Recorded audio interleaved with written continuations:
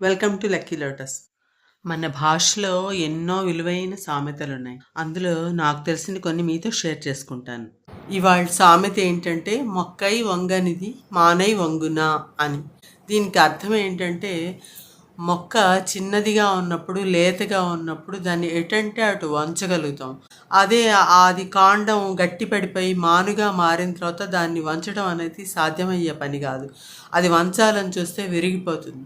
అదేవిధంగా పిల్లలు లేతగా చిన్న వయసులో ఉన్నప్పుడు వాళ్ళకి ఏదైనా విద్యాబుద్ధులు కానీ మంచి అలవాట్లు కానీ నేర్పడం అనేది చాలా సులభం అవుతుంది. అదే పెద్దవాళ్ళు అయిపోయి కొంచెం వయసు పెరిగిన తర్వాత వాళ్ళకి మనం నేర్పించాలన్నా వాళ్ళకి మన మీద గురి కుదరడం కష్టమైన పని.